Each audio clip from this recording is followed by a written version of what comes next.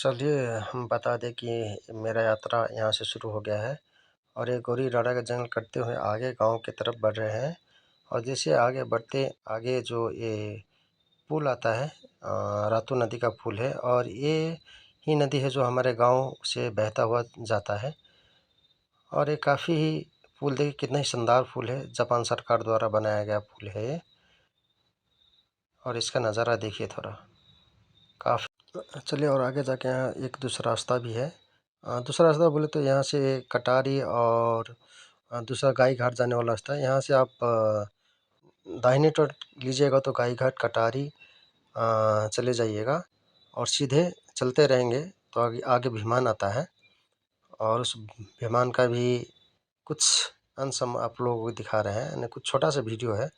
क्योंकि आगे ट्रैफिक रहता है तो वीडियो नहीं बना देता। चलिए चोरी छिपे यहाँ छोटा सा वीडियो बना लिए।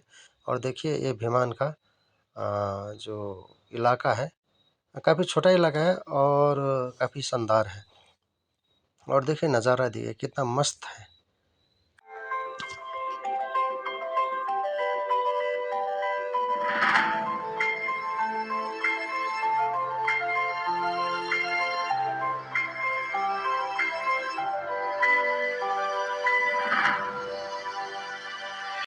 और आगे आ जाएगा कमला पुल और कमला माई का मंदिर, जो बाएं की तरफ में पुल से जो दिखेगा। बाएं की तरफ जो हम इंडिकेट कर रहे हैं, जो लिखा हुआ आएगा आगे जो पेंट सब दिख रहा है उसी तरफ कमला माई का मंदिर है। और कुछ नया है यहाँ पे जो यात्रीगण के लिए बैठने के लिए और कुछ आराम करने के लिए यहाँ पे कुछ नया नया ही कुछ इजाज़ किया हुआ है। देखिए बैठने के लिए कितना शानदार, अभी अंडर कंस्ट्रक्शन है। बनने के बाद कुछ काफ़ी अच्छा लगेगा दिखने में और आने वाले पर्यटकों के लिए भी कुछ फ़ायदा पहुँचेगा यहाँ पे। और उसके कमला पुल के बाद हम लोग चलते सिंदली की तरफ और सिंदली आने में कुछ देर है तो चलिए बीच में हम स्किप करते रहेंगे और इसी तरह आगे बढ़ते रहेंगे। और देखिए जैसे आगे बढ़े सिंदली की तरफ हम लोग आ चुके हैं और देखिए सिंदली का पेट्रोल पंप है और ये सिंदली माढ़ी बोलता है। जो निचले इलाका होता है पहाड़ के निचले उसको माढ़ी बोलते हैं और पहाड़ के जो सबसे ऊंचा वाला जो स्थान होता है उसको गढ़ी बोलते हैं। तो इसीलिए ये सिंदली माढ़ी बोल के हम इनिशिएट किए हैं। और जो उप सबसे जो ऊपर का इलाका है उसको गढ़ी बोलते हैं। और गढ़ी इसलिए बोला जाता है जहाँ पे कुछ जिस एक पौराणिक हिसाब से उसको गढ़ जो लड़ाई की गढ़ होता है उसी को नेपाली में गढ़ी बोलते हैं। और यहाँ का कुछ ऐतिहासिक बातें हैं जो अंग्रेज़ों के समय जब अंग्रेज़ यहाँ पे लड़ाई करने के लिए आया था तो यहाँ से वो लोग आगे नहीं बढ़ पाए सिंदली गढ़ी से। और तब से कभी भी अंग्रेज़ ने यहाँ पे पैर भी नहीं रखने की कोशिश की। इसीलिए कभी नेपाल किसी भी देश का गुलाम बना ही नहीं है। ऐसे ही आगे सिंदली गढ़ी का और सिंदली गढ़ी से पहले आता है सिल्फी डाँडा और वहाँ से सिंदली माढ़ी का एक हम दृश्य दिखाएंगे बढ़ते हुए। देखिए आप लोग कुछ देखिए नज़ारा देखिए, हर तरफ हरा ही हरा, ऐसा लग रहा है जैसे जन्नत में हम लोग आ चुके हैं। और आपको भी कुछ अनुभव हो रहा होगा। चलिए आप लोगों भी यहाँ इस रास्ते से आइए। अगर किसी को कुछ समस्या हो इस रास्ते के बारे में, कुछ पूछना हो, कुछ जानना हो तो आप कमेंट कर सकते हैं। और ये चियाबारी से हम लोग निकल के और आ गए हैं अब अपने अगले पॉइंट की तरफ। पॉइंट बोलिए या प्लेस बोलिए, जो सेल्फी डाला है वहाँ पे हम लोग छोटा सा एक विश्राम लेंगे, छोटा सा हॉल्ट। ये सेल्फी डाला और ये सेल्फी डाला के ऊपर से और यहाँ पे रेस्ट पॉइंट भी है। आप लोग यहाँ पे कुछ नाश्ता भी कर सकते हैं। काफ़ी सारा दुकान है फ्रूट्स का और चाय नाश्ते पानी यहाँ पे कर सकते हैं। थोड़ा देर आप रुक कर थोड़ा रेस्ट कर सकते हैं। और यहीं से जो इस रोड का इजाज़ हुआ था, जो जापान सरकार द्वारा बनाया गया है। और रोड देखिएगा काफ़ी शानदार है। और ये देखिए जो जापान और नेपाल के बीच जो मित्रता है, दोस्ती है। और इस रूट को बीपी राजमार्ग बोला जाता है, जो सिंधुली से होते हुए बर्दिवास, बनेपा और काठमांडू तक जाता है ये रोड।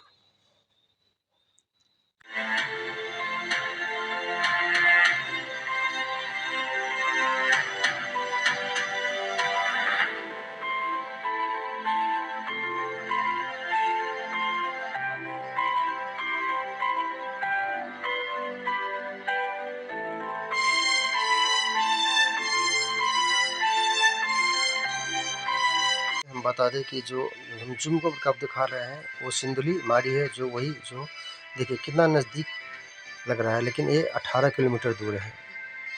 और शिल्पी डाडा का भी हाइट है तो वहाँ से कुछ ज़्यादा ही नज़दीक लग रहा है, लेकिन काफ़ी दूर है, 18 किलोमीटर कुछ कम नहीं होता है बाबा, बहुत दूर है। और देखिए शिल्पी डाडा से जो ऊपर इलाके का जो ये नज़ारा है, देखिए जैसे ऐसे लग रहा है जैसे बादलों के बीच में हम लोग आ गए हैं।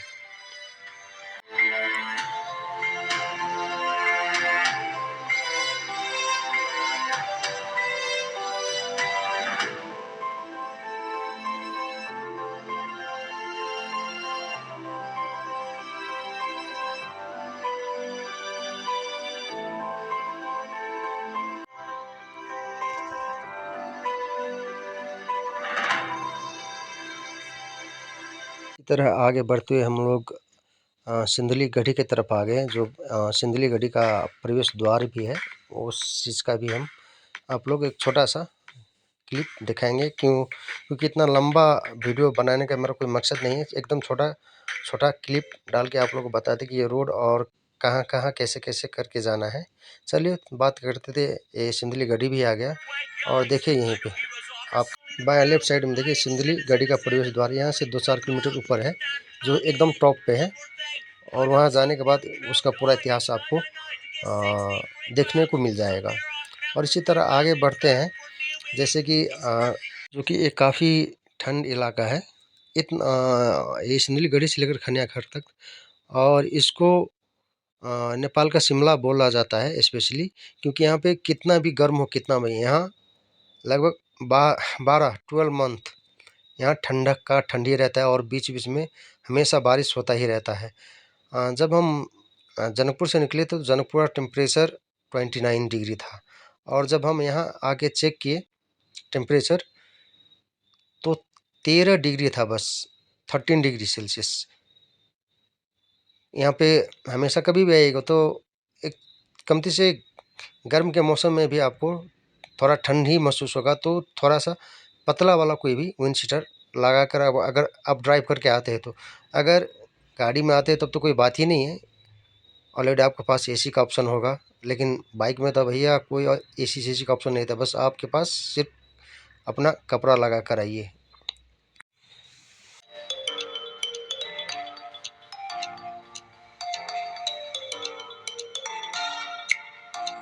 चलिए आपको बता दूं खनियाखर के ऐसा जगह है, यहाँ पे आपको ऑर्गेनिक वेजिटेबल और फ्रूट्स मिल जाता है।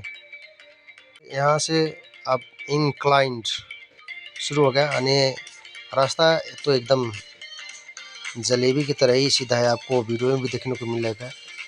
काफ़ी टेढ़ा मेढ़ा रास्ता है, लेकिन उतना ही शानदार रास्ता है। और नज़ारा देखिए कि ऐसे लग रहा है कि हम लोग जन्नत में आ गए हैं और बादलों के बीच सैर कर। और ये बता दूं कि मैं चलते चलते सेल्फी मोड में वीडियो बना रहा हूँ, और ये काफ़ी रिस्की वाला चीज़ है। आप लोग मत कीजिएगा, मैं रिस्क लेकर कर रहा हूँ, मुझे भी नहीं करना चाहिए था, लेकिन फिर भी रहा नहीं गया। चलो कुछ अपना भी वीडियो इसमें डाल दूँ बोल के खुद से भी एक छोटा सा अपना क्लिप इस वीडियो के अंदर डाल रहा हूँ। और आशा रखते हैं कि आप लोग ऐसा नहीं कीजिएगा। और पीछे का नज़ारा देखिए कितना ही शानदार है।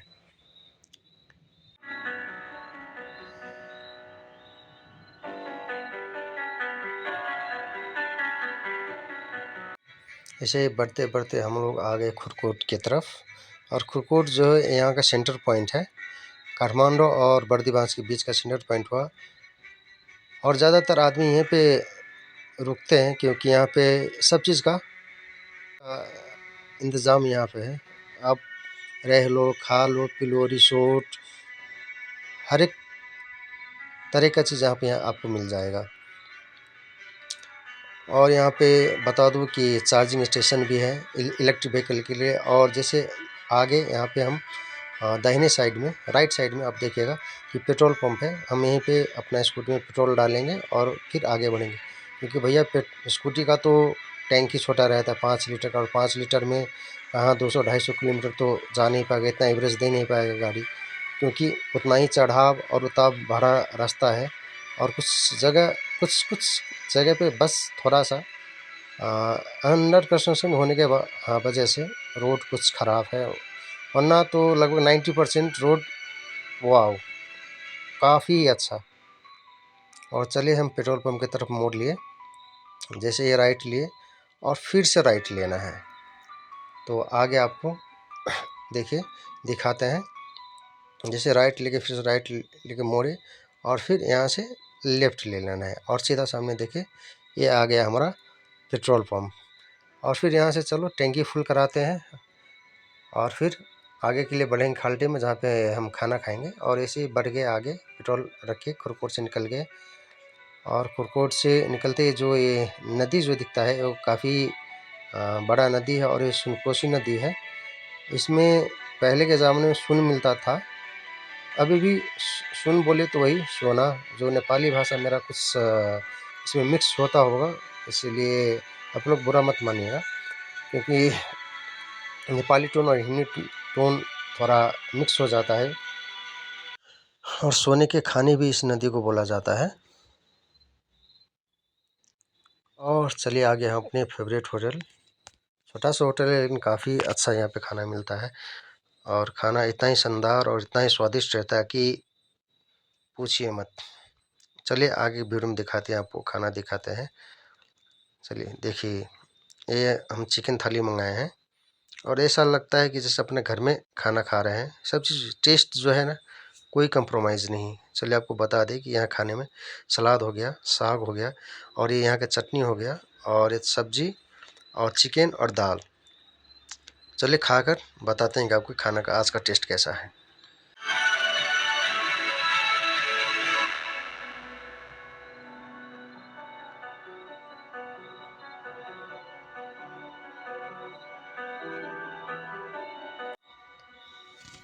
बहुत ही अच्छा, बहुत ही अच्छा, बहुत ही स्वादिष्ट। चलिए खाना खाने के बाद हम निकल गए अब अपने गंतव्य की तरफ।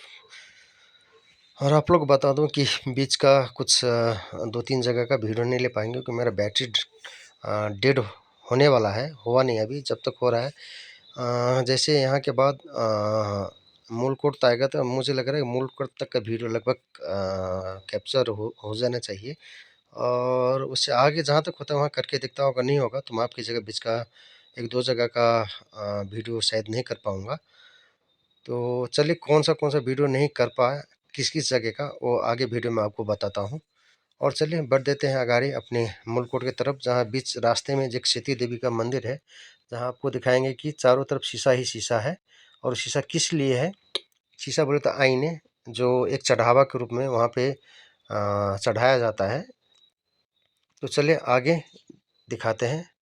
और देखिए आ गया ये, देखिएगा जो यहाँ का वॉल में बोलिए, जहाँ पर भी देखिए लगभग 2-3 किलोमीटर तक बस आपको ऐसा ही नज़ारा मिलेगा पूरा। जहाँ पे देखिए आईना ही आईना, आईना ही ना।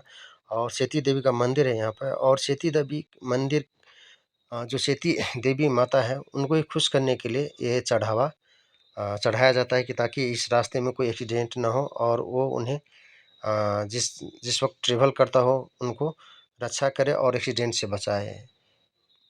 और आगे यहाँ पे देखिए नीचे जो मूलकोट है वो काफ़ी शानदार जगह है, और यहाँ पे काफ़ी रिसोर्ट और बीच रिसोर्ट सब भी है। और यही है जो सेती देवी का यही मंदिर है। चलिए यहाँ पे रोक के दिखाते हैं, सेती देवी का मंदिर हो गया और नीचे दिखाते हैं आपको मूलकोट का जो नज़ारा। और आगे ये देखिए, हम जूम करके आपको दिखा रहे हैं, ये है मूलकोट में एक बीच कोई रिसोर्ट है, बीच रिसोर्ट है, नाम कुछ उतना अच्छा से याद नहीं, लेकिन काफ़ी अच्छा है। देखिए स्विमिंग पूल और लगभग 3-4 स्टार तो लग ही रहा है। और इस साइड में देखिए थोड़ा दाहिने तरफ में कोई ऑर्गेनाइज्ड या विलेज है या कुछ है, काफ़ी अच्छा है। देखिए एकदम ऑर्गेनाइज है, या ये कोई होम स्टे की तरह जैसी लग रहा है, मुझे कुछ उतना आइडिया नहीं है। चलिए फिर आपको हम ये जूम करके दिखाते हैं। मुझे तो काफ़ी अच्छा लगा, कभी होगा तो यहाँ पे आके एक रात ज़रूर रुकना चाहूँगा और यहाँ का मज़ा तो ज़रूर लूँगा भैया एक दिन। चलिए अब जैसे ही आपका नज़ारा आपको दिखा दिए, आगे के लिए फिर से बढ़ते हैं। और मेरा बैटरी भी डेड हो चुका है, तो चलिए आगे का जो 2 जगह है, एक जैसे मैंने आपको बताया था कि जो मेरा बैटरी डेड हो चुका था, तो बीच रास्ते का जो 2 जगह है, एक जो पहले आया था वो नेपाल थोक और दूसरा मंगलटार। तो ये 2 जगह का वीडियो नहीं कर पाया हूँ, इसलिए क्षमा प्रार्थी हूँ आप लोगों से। चलिए नेक्स्ट वीडियो कभी नेक्स्ट ब्लॉग में पूरा ए टू जेड, एक छोटा-छोटा जगह भी कौन सा जगह पड़ता है, तो हर एक आप लोग से वादा करता हूँ हर एक जगह का वीडियो बनाकर नेक्स्ट ब्लॉग में ज़रूर डालूँगा। वादियों को नज़ारा लेते हुए हम बढ़ते हैं आगे और आगे बढ़ते हैं अब भकुंडो बेसी की तरफ।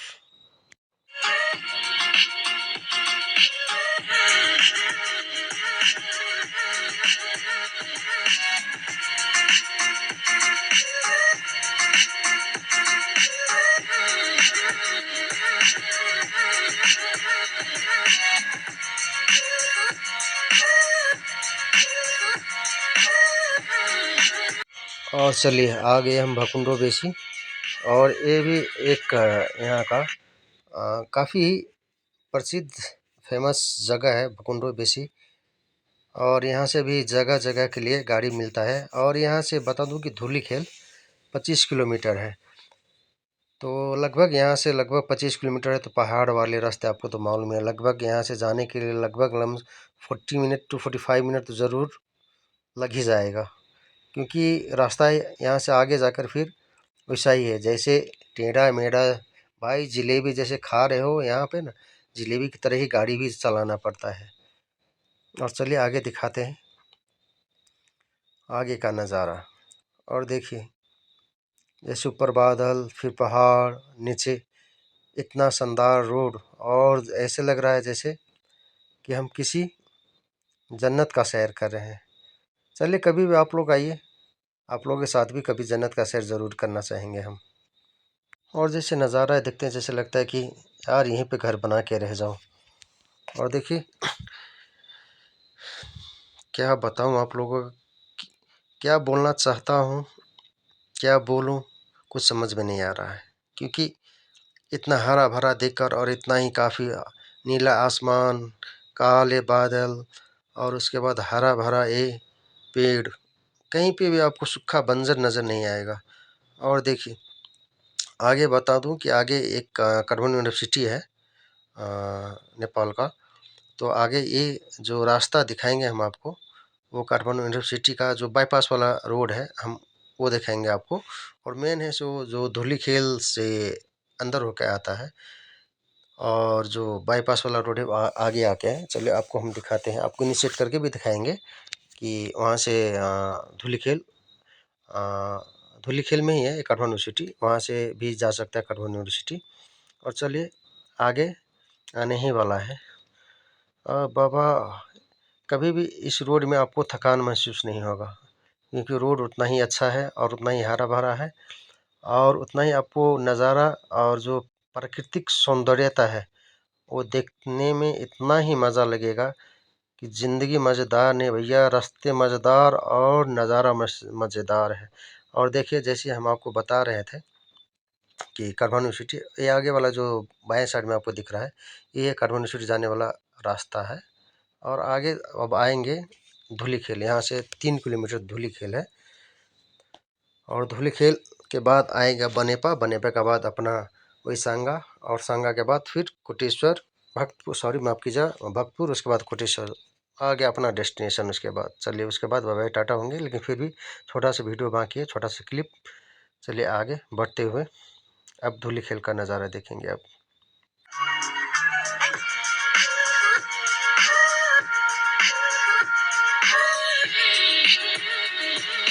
और आ गए हम धूलीखेल में, एंट्री कर चुके हैं। और बता दूं कि धूलीखेल से जो मेन चौक बोलिए या चौराहा बोलिए, वहाँ से यहाँ से हम अगर हम राइट लेते हैं तो चाइना बॉर्डर की तरफ आने सिंधुपाल चौक चले जाते हैं और लेफ़्ट लेंगे तो हम लोग काठमांडू की तरफ चले जाएंगे। जैसे ही आपको हम वीडियो में आगे दिखाएंगे कि कहाँ से वो रास्ता धूलीखेल के लिए, सॉरी माफ़ कीजिएगा, काठमांडू के लिए जाता है और कहाँ चाइना बॉर्डर के लिए जाता है, जो तातो पानी भी बोला जाता है। तातो पानी भंसार बोल के कस्टम है वो, चाइना और नेपाल का जो यहाँ से व्यापार होता है। और देखिए यहीं से आप देखिएगा कि यहीं से रोड निकला हुआ है। यहाँ से आप देखिए इस तरफ राइट लीजिएगा तो चाइना बॉर्डर और लेफ्ट लीजिएगा तो अपना काठमांडू। चलिए अब धुलीखेल का भी नज़ारा बंद करते हैं, इनको भी बाय बाय टाटा करके आगे बढ़ते हैं। और चलिए आ गए हम कोटेश्वर, और देखिए बारिश ही होने वाला है भैया, कैसे भी कर मत, बस 5 मिनट रुक जाओ भैया, घर पहुंचने वाली है। और आगे एक कोटेश्वर चौक है, और आपको राइट साइड में एयरपोर्ट मिलेगा, लेफ्ट साइड में कोटेश्वर चौक और भाटी पटेनिया, और सीधे जाएंगे तो एयरपोर्ट और गौशाला की तरफ। चलिए कोटेश्वर काठमांडू पहुंच गए हैं। आप लोग बहुत बहुत धन्यवाद और थैंक्स फॉर वाचिंग, और आशा रखते हैं कि वीडियो काफ़ी अच्छा लगेगा आप लोगों का। Once again thanks for watching, please like share and subscribe. Thank you so much.